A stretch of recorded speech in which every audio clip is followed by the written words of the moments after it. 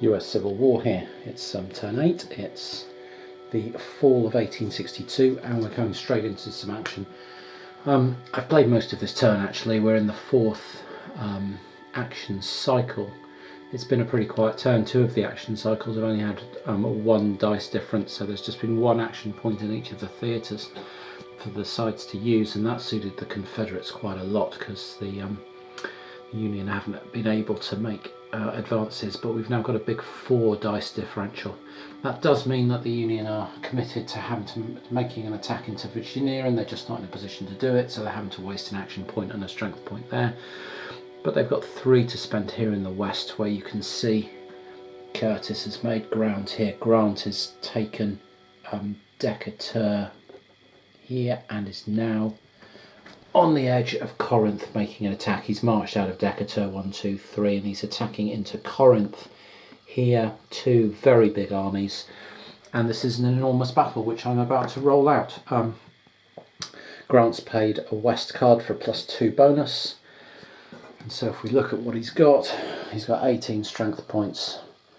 He's got himself for +2, he's got McPherson for +1, he's got Ziegel with him for +1, that's +4, and then he's got his west card for +2, that's +6, so he's got 3 dice +6, and he's attacking into Bragg, who's got 15 strength points. He's got Bragg for +1, he's got Hardy for +2, he's got Longstreet for +2, that's +5, but he's in a fortress as well for +2 here in Corinth, so he's got a +7. So it's a +6 for the Union, a +7 for the Confederates. 18 strength points against 15 strength points, so they're on slightly different tables. The Union are on this table here, the Confederates on this table here, and it's 3 dice apiece. So here we go, great big battle in the west. And that looks like it's gone slightly in the Union favour. They've got an 9, 11, plus 6 is 17. The Confederates have got a 9 plus 7, that's a 16. That's actually, on this 16, 18 here, that's 3 casualties apiece, both sides demoralised. The Union are happy with that. They'll take equal losses, and that's the first of the battles. Now we're about to get another big battle happening, because the Army of the Cumberland here, and I have no idea whether this is the historical place for the Army of the Cumberland, I very much doubt it, but you can form these armies pretty much where you like as far as I can see, and I needed an army marker. So there's the Army of the Cumberland. It's being led by a newly promoted Rosecrans, who has got Sherman with him as his deputy, and he is about to march down and attack Memphis, which is being attacked by Pemberton, who's also got, I think, Van Dorn and Beauregard in there with him. Okay.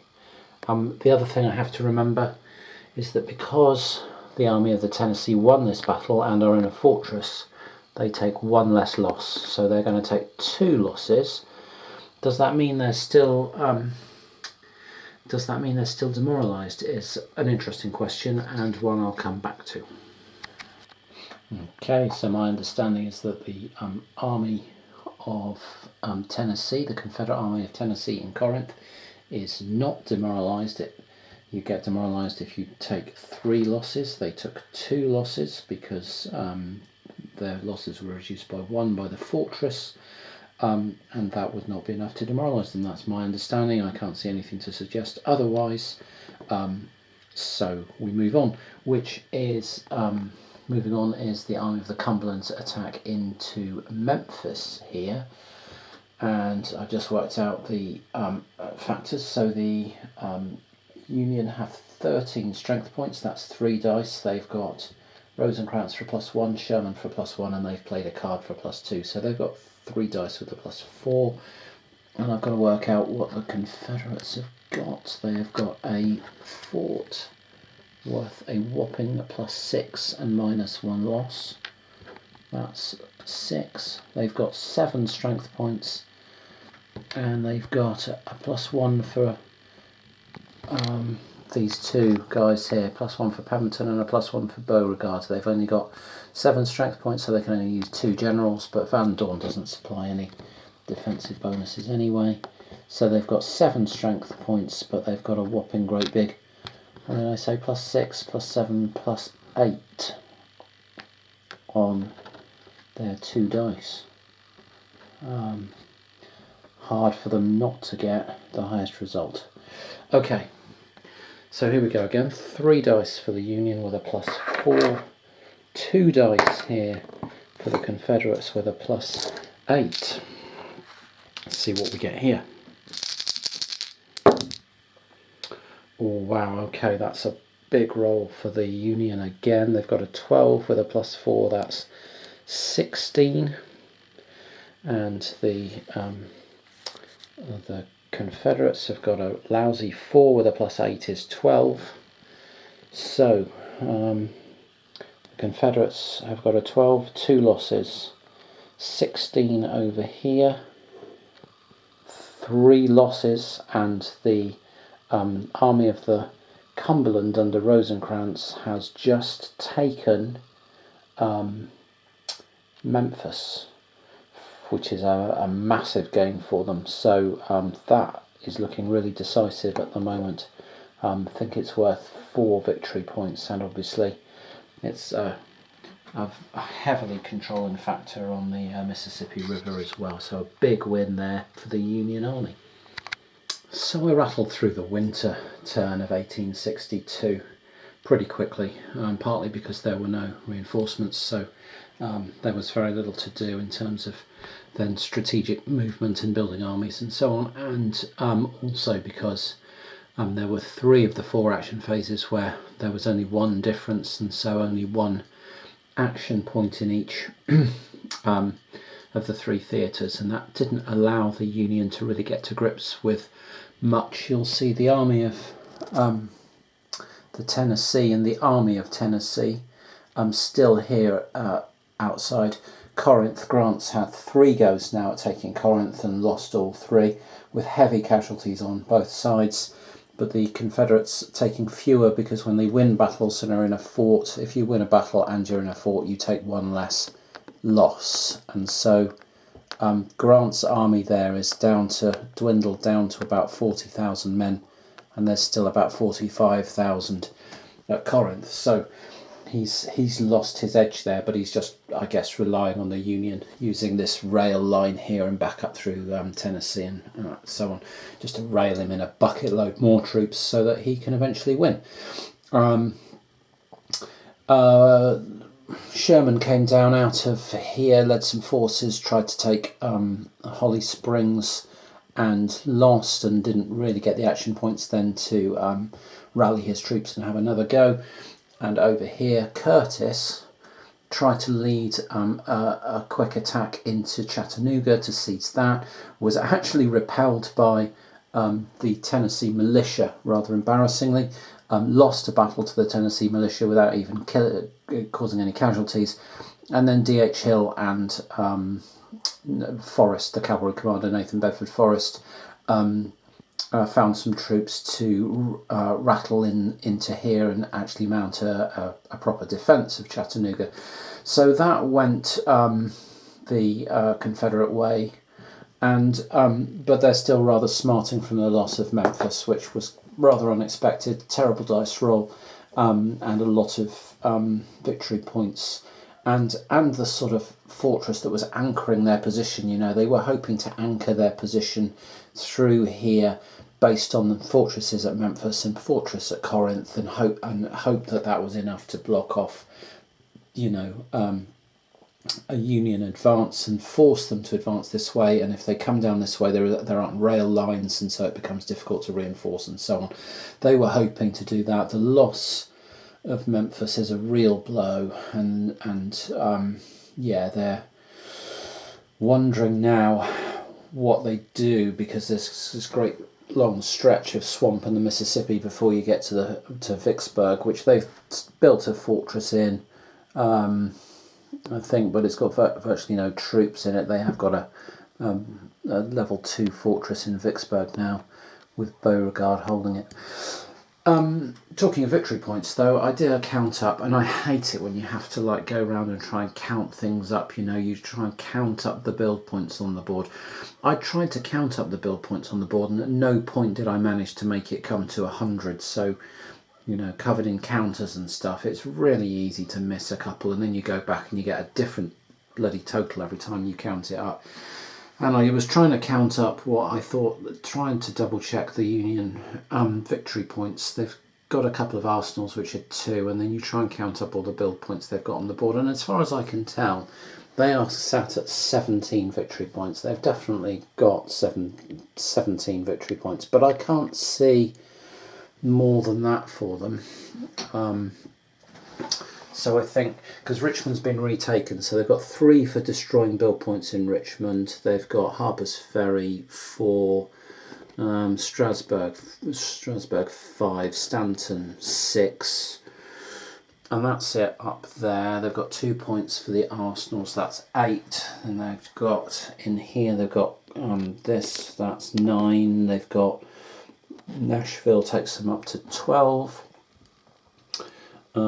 Memphis takes them up to 16, and Decatur here takes them up to 17, and that's all I can find for them in terms of captured build points and destroyed arsenals. 17 victory points, and at the end of the last turn they needed 24, so they're 7 behind, and at the end of this turn they need 27, so if they don't take anything else this turn they'll be 10 behind.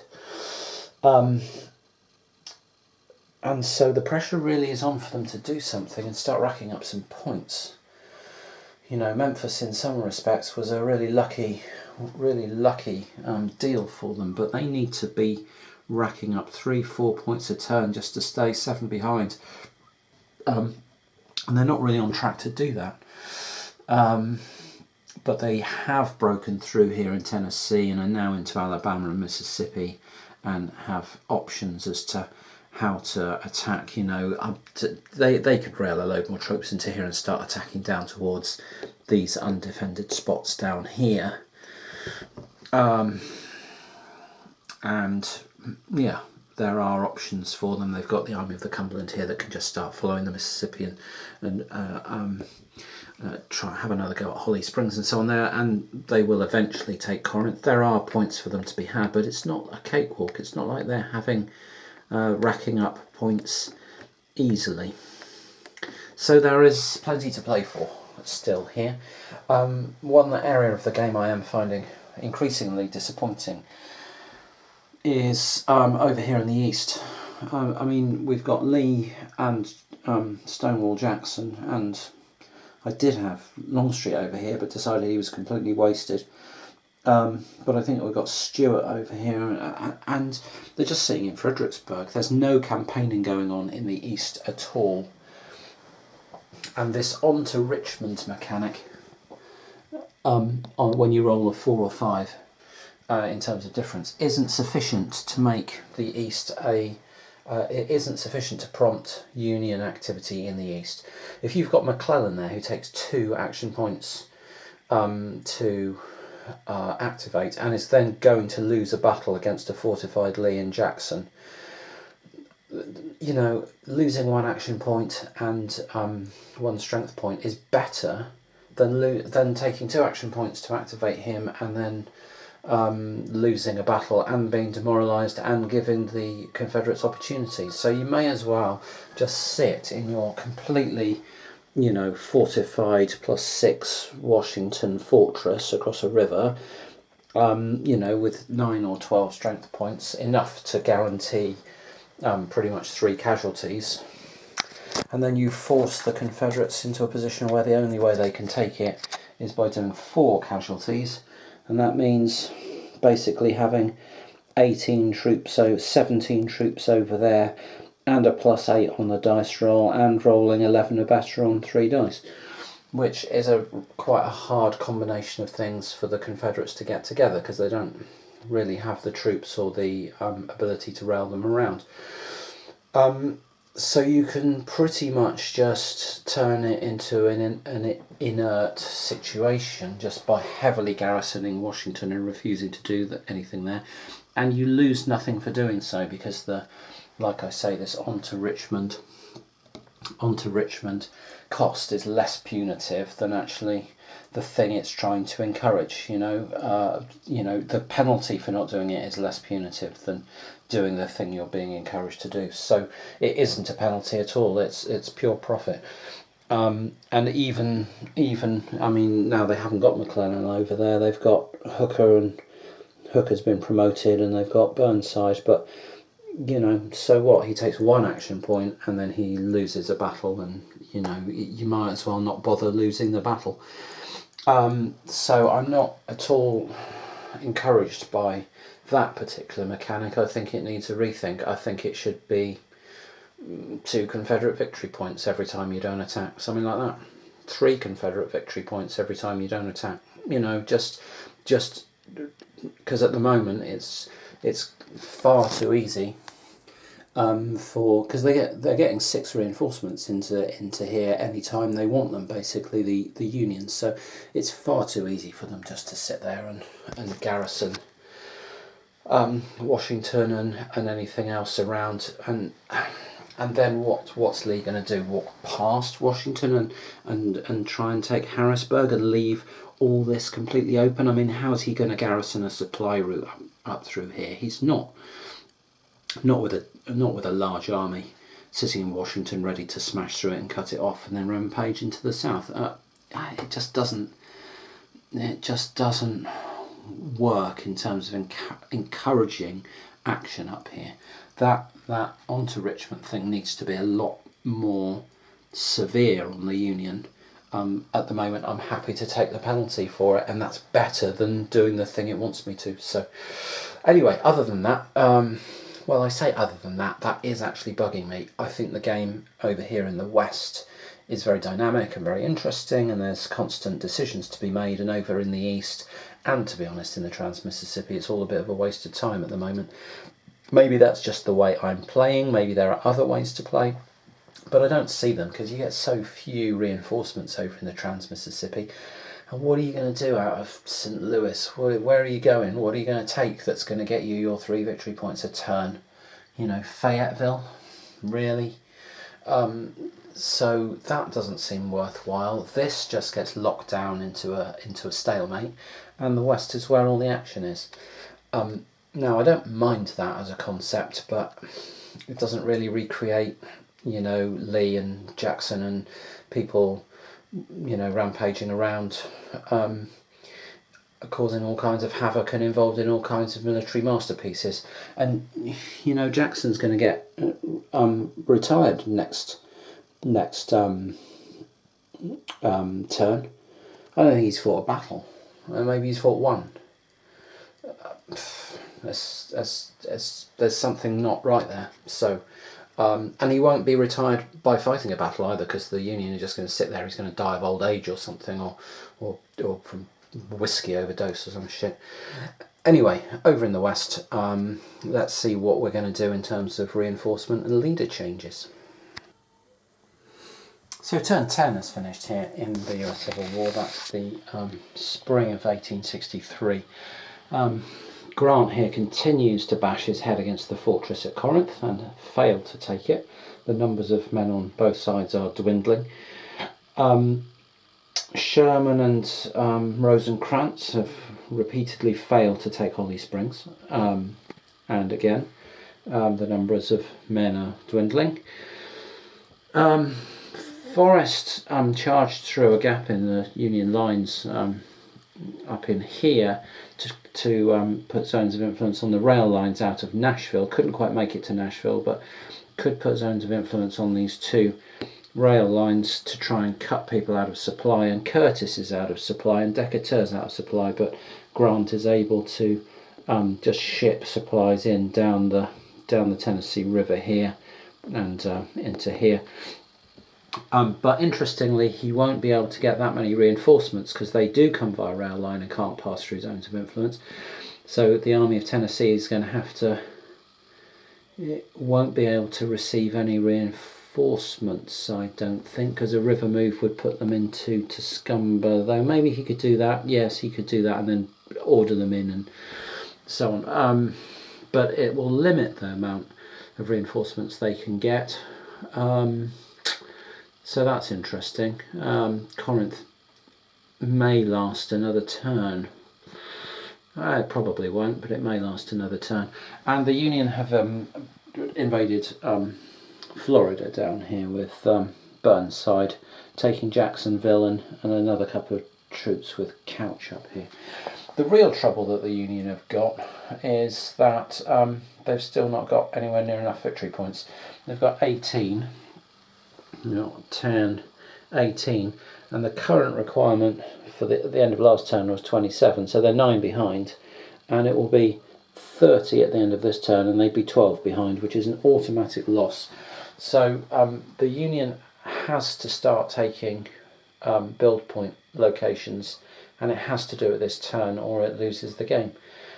That creates a more interesting dynamic up in the Eastern Theatre, where it's now very, very important to the Union that Washington doesn't fall, because that's 3 Confederate VPs plus 2 for holding a Union location, and but they have got plenty of troops there and a +6 fortress, so it's not like there's much more they can do. I think they've got 9 forces in there, and they'll get 6 more reinforcements, so they'll have a big army in the biggest fortress that you can get. There really isn't a lot more they can do to defend it, but if Lee does rock up, reinforced to maximum and then rock up with a massive army, he could have a crack at taking it and sort of ending the game. Unfortunately, he's losing Jackson this turn. Jackson's had, accompanied him on 2 trips to take Washington, and other than that, fought very little. And it's a bit, like I said in a previous segment, it's a bit disappointing, the extent to, or the lack of action over in the Eastern Theatre, and the extent to which Lee and Jackson and Stuart have just sat around watching the war pass them by, because it's all being fought in the West. Yeah, it just seems to be the sort of Trans-Mississippi isn't a very tempting target for the Union, firstly because they get very few reinforcements, and secondly because there's a long way to go to capture not very much. The West looks far more appetizing in terms of build points that you can grab for your investment of manpower, and the East is just a bit too sort of bottlenecked by Fredericksburg and Lynchburg if you want to build a fortress there as well, and Richmond, and you can lock it all down far too easily, or from a Confederate point of view, it's much easier to defend up those river lines and with fortresses in the right place than it is to defend this massive swathe across the whole width of Tennessee, as we've seen, and across the width of Alabama and Mississippi, as we've seen. So yeah, again, the East, especially if Richmond happens to fall in a bit of a raid like it did in my game, the Confederates missed an interception roll, and that was it. Richmond fell, and then the Union had grabbed all the points that were easily available there, and they're fighting their way down to sort of Weldon and then this line here before they get any returns for trying to push through all this crap. Whereas there was much more available here with Memphis and Nashville and Decatur and Corinth and Holly Springs and Chattanooga and Knoxville up there, and then another sort of wave of more valuable stuff the next sort of section down, as it were. The fact they've not managed to break through yet because Corinth and Holly Springs have unexpectedly held out in the face of all attack is what's leading them to their current predicament on the victory points track. Anyway, I'm going to come into turn 11 here. I've got all the reinforcements to do, all the strategic movement to do, all the leadership to, so it's going to be a while before I get into the actual action phase, and so I'm going to start that on a new film, a new segment, which may be very short because the game could be over at the end of this turn. We'll see how it goes.